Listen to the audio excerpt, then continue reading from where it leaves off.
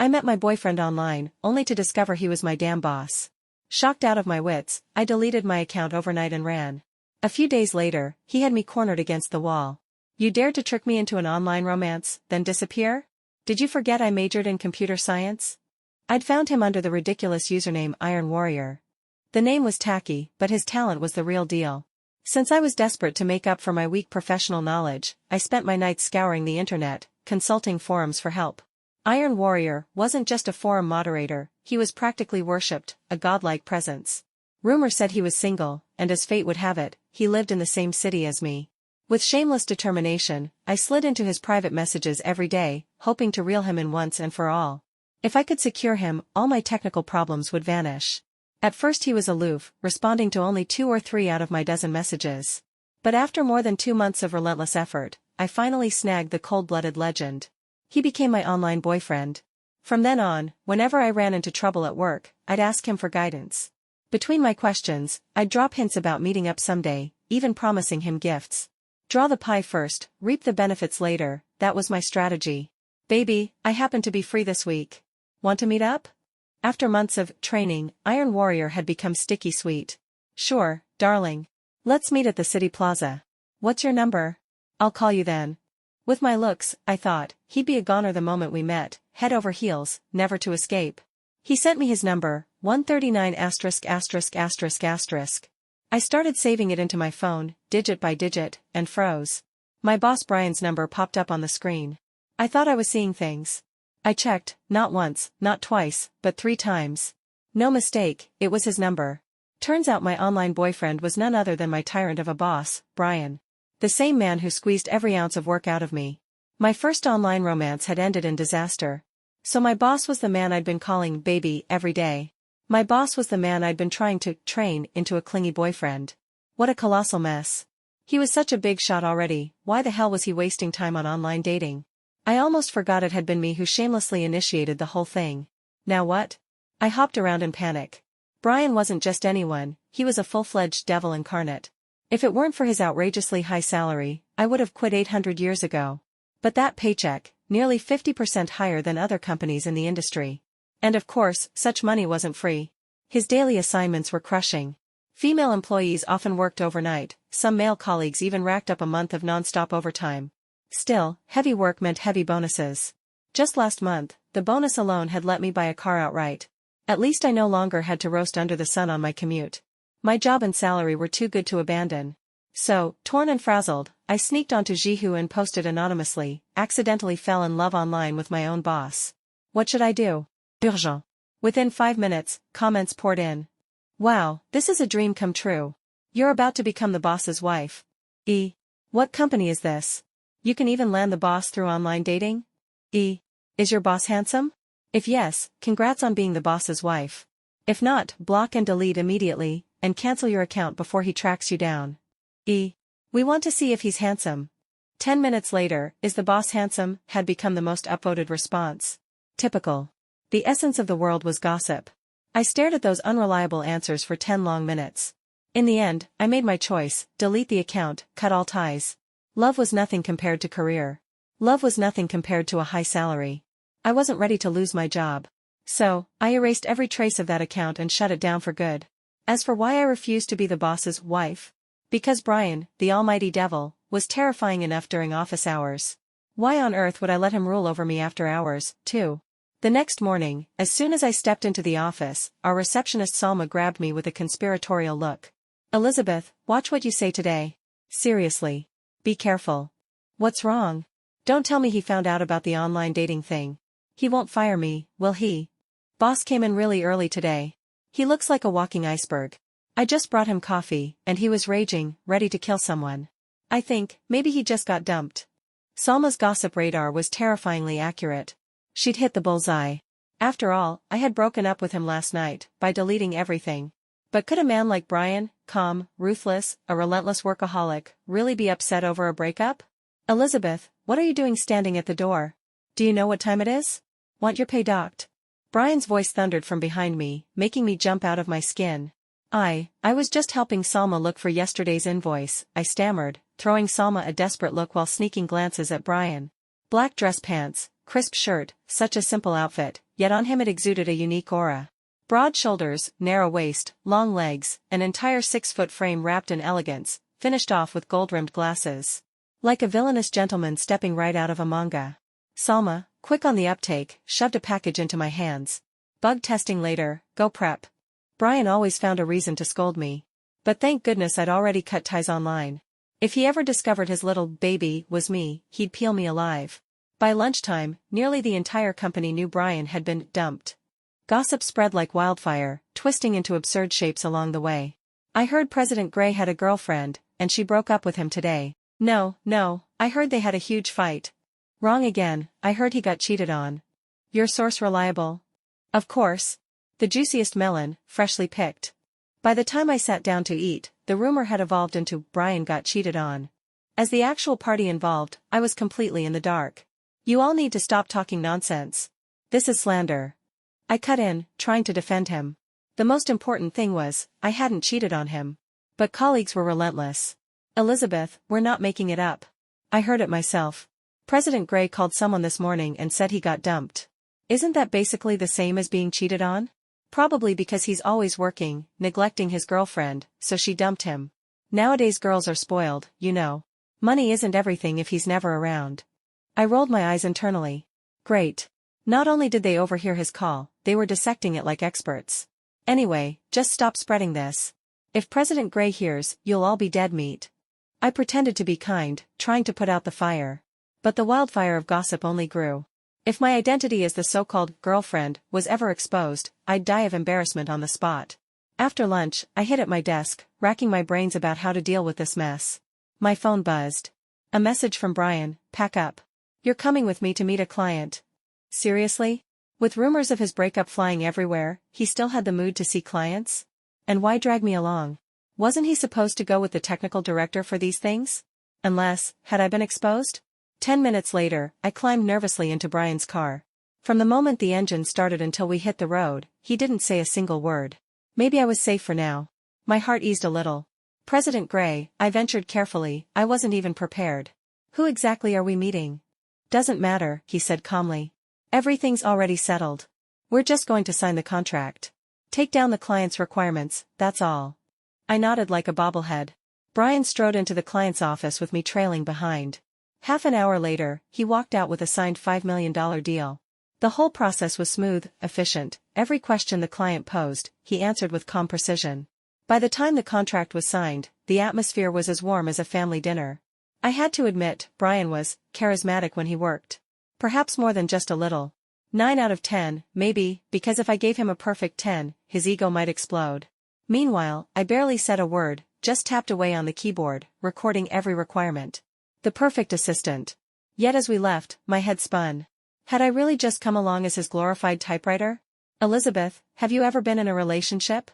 Brian suddenly asked on the drive back. My heart leapt into my throat. And no. I'm always working. Who has time for dating? And what kind of person would you date? He pressed. Of course, someone I like, I lied, staring straight ahead. What was this? Did he suspect me? Then why would a woman suddenly block her boyfriend without a word?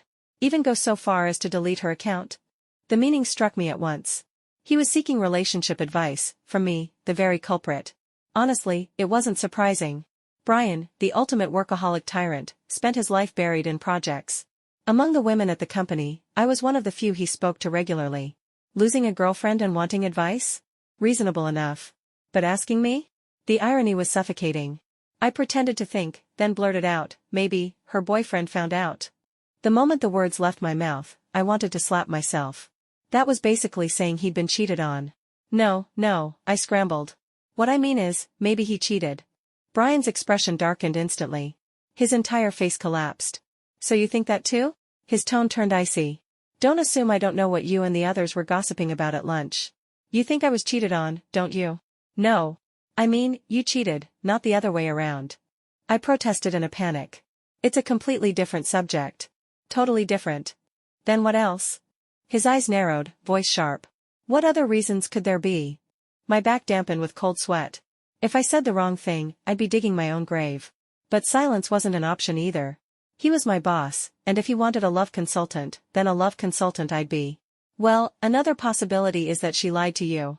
I finally said, half truth and half lie. Maybe she never meant it seriously. He fell into brooding silence, suspicion flickering across his handsome features. You really think she's a liar? I'm only offering a possibility, I hedged quickly. After all, I'm not the one involved. You'd know better than I would, President Gray. At that, Brian said nothing more. He dropped me off at the office, then drove away alone. Watching his retreating figure, a strange pang of guilt tugged at me. I just hoped he wouldn't do anything foolish over a breakup. It wasn't intentional. I really hadn't meant to hurt him. Still, my chest felt heavy with unease. By 9:30 that night, I was at home coding furiously, trying to catch up on a project. My phone rang. Brian's name flashed on the screen. Hesitant, I answered, ready to report. Boss, I'm working on the project. It'll be finished by tomorrow morning. But it wasn't Brian's voice that replied. Hello? This is Sichuan Hot Pot Restaurant. Your boss is drunk. Could you come pick him up? We close in half an hour. What? I froze. Brian? Drunk at a hot pot restaurant? Did he really go drown his heartbreak in alcohol? There was no time to think. I grabbed my keys, jumped into my car, and sped to the restaurant. By the time I arrived, the staff were already tidying up for closing. Brian sat slumped in a booth, surrounded by a dozen empty beer bottles. A waiter stood nearby, dutifully keeping an eye on him. I'm so sorry, I said hurriedly, bowing my thanks. I paid the bill, made sure his phone and wallet were still with him, and asked the waiter to help me get him to the car. All this over a breakup? Did he have to drink himself half to death? I'd never seen him so reckless. One man, $500 in food and drink, enough to cover my breakfast for 2 months. I glanced at the receipt and made a mental note, he was reimbursing me for this. Who would have thought Brian was that kind of man, using alcohol to nurse heartbreak? But now what? Take him home? I didn't even know his address. A hotel? No good, what if he got sick in the middle of the night? In the end, I had no choice but to bring him to my place. It took every ounce of strength to haul Brian inside, and thank heavens I lived on the first floor. Otherwise, it would have been impossible. Even so, the sight of him sprawled across my bed was absurd. How could the almighty Brian get drunk at a hot pot joint? He'd handled countless client banquets before without issue. Unbelievable, I muttered, tugging off his shoes. I actually felt guilty before, but now? None. Not a drop. Heartbroken and already ruining yourself like this. Where's that smart, sharp, handsome boss now? I shoved 2 hangover pills into his mouth, grumbling the whole time. If you weren't always so terrifying, would I have been this scared of you? And how was I supposed to know you were him? Who would guess the great Iron Warrior would pick such a tacky username? Anyway, I took care of you tonight. Tomorrow you'd better not yell at me. In fact, don't yell at me again, ever. I still want to make money, so even if you find out the truth someday, don't fire me. I make a damn good tool. I plopped onto the bed beside him with my laptop, tapping away at code. After a while, I fetched a towel, gently wiped his face, then crouched at his bedside, staring at him helplessly. What could I say? He looked so striking it made my heart pound wildly. When he wasn't being a tyrant, he almost looked human. Brian had been my senior back in the computer science department. He hadn't even graduated before he and a few close friends started taking projects as a small company. By the time he left school, he was already leading his team to rake in millions. When I joined as a junior, I was just an intern, constantly outshone by every upperclassman. Years later, some left, some stayed, and I had become Brian's occasional assistant. Why occasional? Because when Brian needed a female assistant, I filled in. The rest of the time, I was just another coder. Why me, though? Simple. Among the women in the company, I had the best looks, and, frankly, the strongest skills. Back in college, Brian had already been the ultimate career-focused overachiever.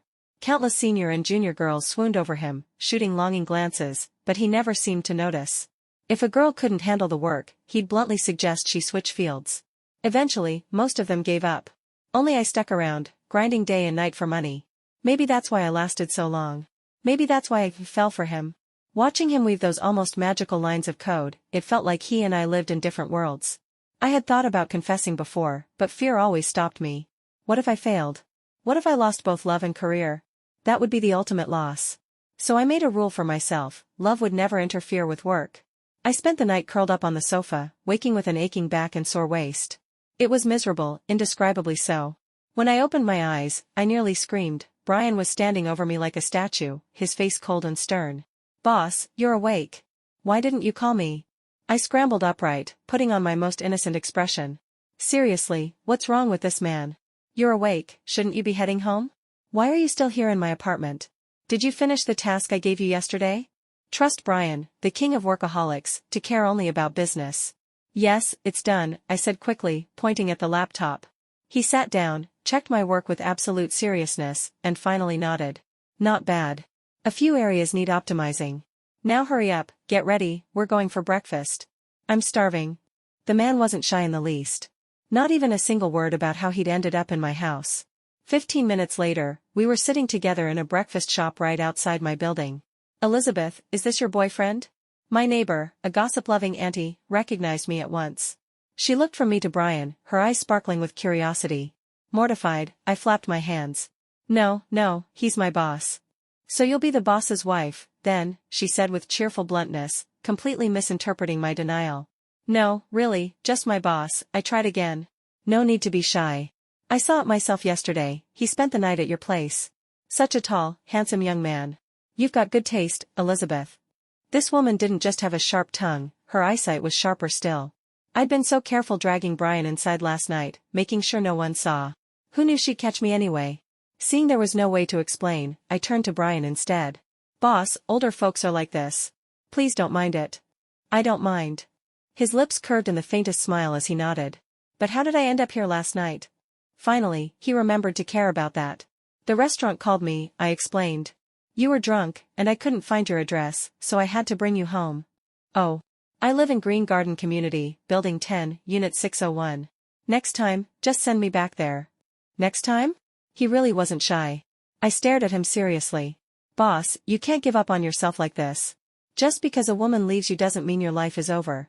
Maybe someone even better is still waiting for you. It was pure pretense, a mask of concern. Inside, I was praying last night's fiasco would never repeat itself. Is that so? His eyes gleamed with a dangerous sort of interest as he looked at me. My nerves fluttered. What I mean is, you shouldn't let heartbreak turn you into such a lovesick fool. Drowning yourself in alcohol is bad for your health. He gave a low scoff. Since when are you so kind? Of course I'm kind. Otherwise I wouldn't have gone to pick you up last night, I shot back. After breakfast, I drove Brian to the office. Halfway there, he spoke again, out of nowhere. Why is your place so small? I pay you well, don't I? I live alone. What do I need a big place for? It's just for sleeping, I replied lightly. How much is your rent? $1,500. I'll have the company give you another $1,500 as housing allowance. Move somewhere bigger. That little place of yours is unlivable. Really? My face lit up instantly. Seizing the chance, I added cheekily, Boss, why not just give me the money directly? I don't really need a bigger place, but I do need the cash. Why? He frowned. Because I want to save for a house. Renting is pointless. No matter how nice the place, it won't belong to me. I'd rather save until I can buy a small apartment of my own. That's my dream. I didn't even know why I told him my future plans. To me, Brian was still just my boss, and buying a home was far more important than love. I can't raise your salary, it wouldn't be fair to others. But I can pass you some private projects. That's amazing. Thank you, boss. My irritation with him melted instantly. Having a generous boss was a blessing. Strict? Sure. But he paid well. Elizabeth, why is the boss riding in your car? Salma's voice rang out as soon as we stepped into the building. The eternal gossip. Oh, he'd been drinking last night. Didn't want to risk driving. Asked me to pick him up, I lied smoothly. No way I'd admit he'd spent the night at my place. If that spread, who knew what kind of nonsense it would turn into? At work, I settled at my desk. No sooner had I logged in than Brian sent me a file. This is from a friend. I don't have time for it. $3,000 for you if you take it. I opened it. A small program, complicated, but manageable. 2 or 3 days, tops. I'll do it, I said eagerly. Thanks, boss. I even sent him a meme bowing in worship. He was strict, but not heartless. Those little side jobs were his way of helping employees who needed money. Work and pay, both. Fierce as he wasn't bad at all. Don't touch it during office hours, he warned. We've got a big project from yesterday, assignments go out today. Meeting in a bit. And just like that, the workaholic king was back. The day flew by. For once, I managed to leave on time. But just as I stepped out, my phone rang. Elizabeth, are you off work? It was my mother. Yeah, just about to head home. Perfect. Your father and I are nearby. Come meet us, we'll have dinner together. Delighted, I drove over quickly. My parents lived in the countryside on the city's outskirts, so I rarely got to see them. But the moment I walked into the private dining room, my smile faltered. It wasn't just Mom and Dad waiting, it was 3 strangers too. Elizabeth, here you are. Mom pulled me forward cheerfully. This is your father's friend, Uncle Clockman, and this is his son. Come on, say hello. Hello, Uncle, Auntie. I greeted them politely. Then realization hit me like a brick. This wasn't a family dinner. This was a blind date. Mom, why didn't you warn me? I hissed, sliding into the seat beside her with a scowl. We just wanted to see you, she said, still smiling. On the way, we ran into Uncle Clockman, so we thought, why not have dinner together? She gave me a sly glance, eyes sparkling. We've already asked around. His son's a master's graduate, has a good job. You two should get to know each other. Maybe you'll find something in common. My face was dark with irritation. Nothing annoyed me more than these sudden ambushes, and my mother didn't even realize how inappropriate it was. She hadn't respected me at all. Throughout the entire meal, I barely said a word, keeping my head down and eating. It wasn't that I wanted to embarrass them, but I hated nothing more than having my life controlled by others. Marriage was supposed to be a personal decision. Besides, I'd just broken up yesterday, how could they expect me to jump into a blind date now? Sure enough, as soon as dinner was over, my parents began scolding me outside the hotel. What was that attitude just now? People will say we didn't raise you properly. No manners at all. No manners? Perfect, I thought bitterly. You tricked me into coming here with such underhanded tactics, and I'm the one at fault? Utterly ridiculous. It wasn't just that they were furious, I was, too. You call that an attitude? They shouted, nearly beside themselves. Yes, I snapped back. That's exactly my attitude. And if you ever pull something like this again, if you drag people in front of me without warning for a blind date, I'll make sure to offend every last one of them. Then let's see who ends up more embarrassed. Just then, a sleek Maybach pulled up beside us. I turned my head and froze. Brian's car. And sure enough, the next second he stepped out. What are you doing here? His eyes swept over the 3 of us with calm authority. I came for dinner with my parents, I answered quickly, forcing my temper down. Awkwardly, I made the introductions. Mom, Dad, this is my boss, Brian, President Gray. My parents had been mid-lecture, but the moment they saw my boss, their expressions flipped in an instant, smiles blooming across their faces. President Gray. What a pleasure. Thank you for taking such good care of our Elizabeth. My father hurried forward to shake his hand, warmth in every word. Please keep looking after her, she really does well at work. Brian returned the handshake politely, though he shot me a helpless glance before turning back to them. Uncle, Auntie, you can rest assured. Elizabeth performs very well. Our company also provides good benefits, and the colleagues look out for one another. I sidled up to him, lowering my voice. Boss, what are you doing here? Entertaining clients, he replied. If you're not in a rush, you could come along and meet a few. They're here from Shanghai. So that was it. Clients. Go on, Elizabeth, my parents said at once. Help President Gray. We'll head back. For once, they knew better than to interfere with my work. They waved down a cab and left me standing there, with Brian. As soon as they disappeared, his gaze pinned me like a blade, cold and sharp. Why are you really here? His tone was flat, but the suspicion in his eyes was unmistakable. To eat, I said firmly, refusing to admit the truth. I was not about to tell him this had been a blind date. He didn't press further, though the chill in his eyes only deepened. Before long, his clients arrived. We ended up at another table in the same hotel. I'd already eaten, so this time I sat quietly, pouring drinks and smiling while Brian handled everything, projects, technology, the team. President Gray, why isn't your assistant drinking?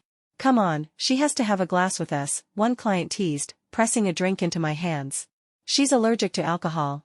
Drink with me instead, Brian cut in smoothly, taking the glass from him and downing it in one gulp. Well then, if you're drinking for her, it can't just be one glass. At least 3. The man reached to pour again. I eyed the cups anxiously. 2 more shots meant at least 4 ounces of liquor. Brian had only just been drunk yesterday, could his body even handle this? I'll do it myself, I started, but Brian had already grabbed the bottle. He poured himself 2 more glasses and downed them without hesitation. I watched in alarm, but he didn't so much as flinch. Instead, one by one, he outdrank every man at the table until all 3 clients were slumped over their chairs. Only then did he signal me to fetch waiters to help carry them to their rooms. Boss, you can't keep drinking like this. Your body won't take it, I whispered, worried as I looked at his flushed face. Brian chuckled. You don't think I actually drank all that, do you? My eyes widened. What do you mean? Those first few glasses were real. The rest? He lifted the pot on the table. Just water. I gaped at him. You can do that? Depends. Against lightweight clients, I drink for real. But with types who expect one man to drink for three, if I didn't cheat, I'd be dead. So he wasn't completely reckless after all. Still, I grumbled, then why not bring more colleagues to share the load? I did. But when I ran into you, I sent them back.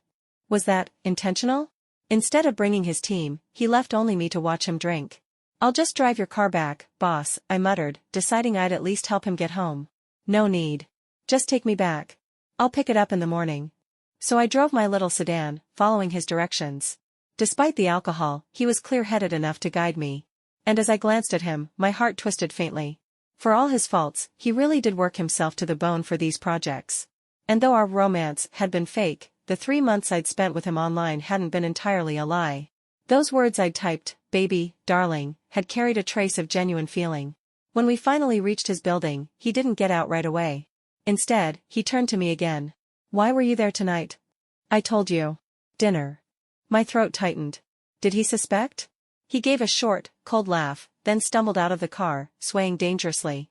Alarmed, I rushed to support him and managed to get him inside. Boss, rest well.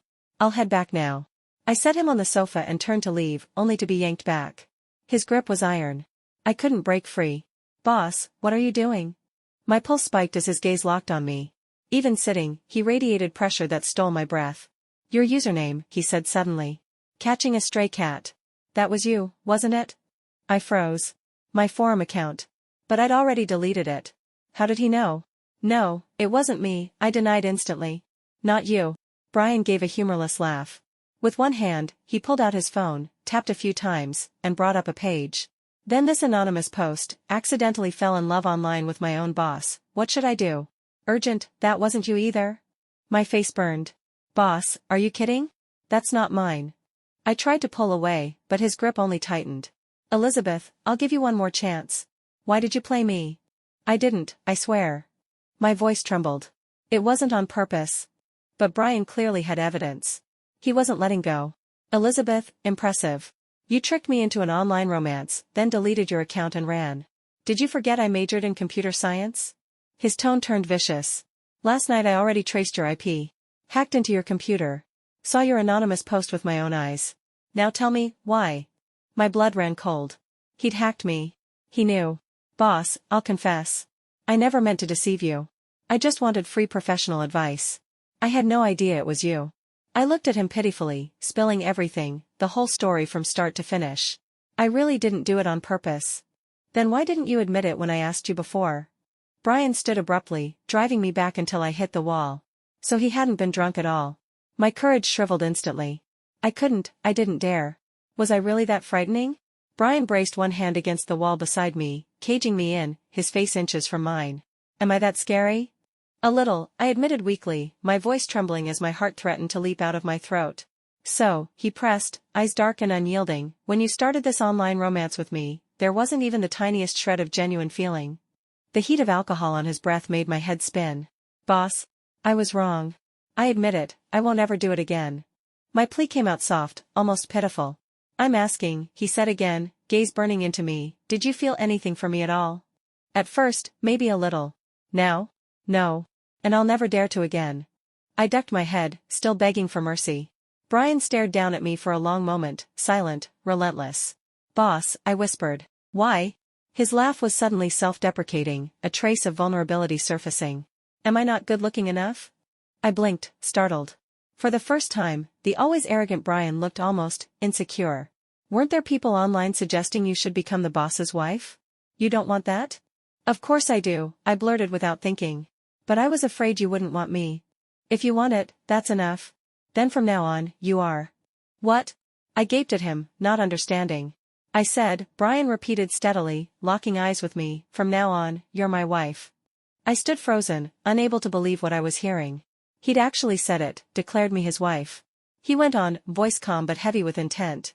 I didn't want to start an office romance. It would look like I was abusing my position. And I didn't want you to suffer from gossip. That's why I kept my distance. But you, day after day online, you kept saying you wanted to date me. I refused you countless times, and you never gave up. So I thought, fine, let's date. I planned to tell you the truth eventually. My username was obvious enough. Didn't you recognize it? Obvious? How? I asked in utter confusion. My forum name and my WeChat ID are the same. Didn't you notice? I pulled up my phone, cheeks burning, and saw it. His WeChat really did say Iron Warrior. I groaned inwardly. What a tacky name. So what now? I muttered. What do you mean, what now? We're dating. You wanted it first. His tone left no room for doubt. You don't get to unilaterally break up without my consent. No way. I can't be your assistant by day and your girlfriend by night. That's double the oppression. I refuse. For once, I found my backbone. Then how about this, at work, you listen to me. After work, I'll listen to you. Deal? My breath caught. You promise? I promise. He nodded, as though it were the simplest thing in the world. He actually wanted to date me. My heart pounded wildly, that dead, severed thread of love suddenly blazing back to life. Fine. We can date. But it has to be secret. What kind of relationship is that? A secret one? His brows drew together. Why not public? Because everyone in the company is too nosy. I don't want to be their dinner table gossip. Brian sighed, almost sulking. Fine. But if it's secret, then at least give me a kiss. Before I could react, his lips were on mine, soft, lingering, intoxicating. We agreed on secrecy. But less than 2 weeks later, our so-called underground romance exploded. It happened during a company meeting. Brian connected his phone to the projector, and by accident, his pinned WeChat chat flashed across the screen. The name read wife, and the profile picture was unmistakably mine. Every pair of eyes in the room turned toward me. Boss, your wife is Elizabeth? Someone blurted, tactless as ever. I ducked my head, mortified. Brian, on the other hand, was perfectly calm, adjusting the projector. Yes. Elizabeth and I are together. The room buzzed instantly. But weren't there rumors you broke up? The gossip-hungry colleagues wouldn't let it go. I shot Brian a desperate look, begging him not to say more. He only smiled faintly. She and I had a fight. That's all. We made up. Our relationship is solid.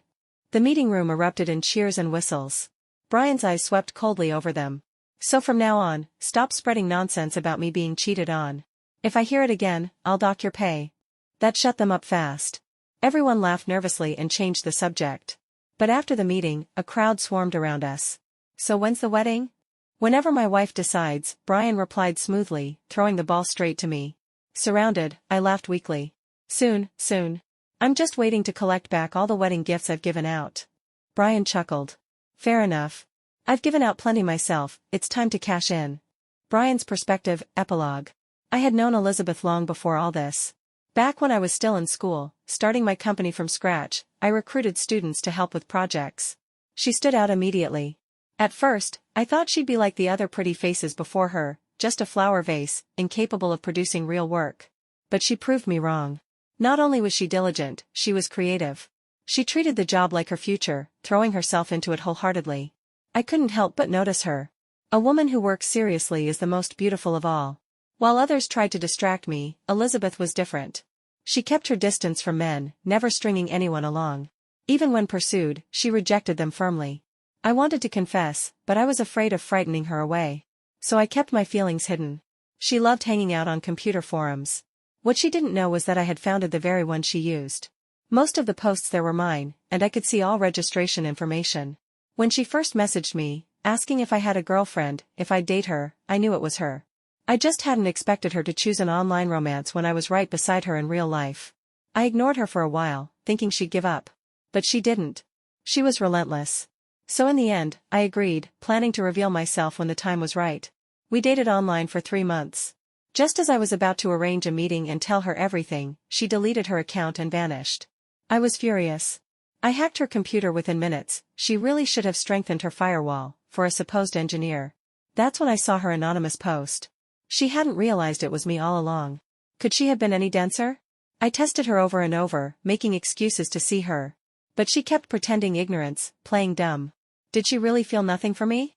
In the end, I couldn't stand it any longer. With a little liquid courage, I laid everything bare. Luckily, the ending was a good one. She's mine now. It started off ridiculous, yes, but her feelings are real. And so are mine.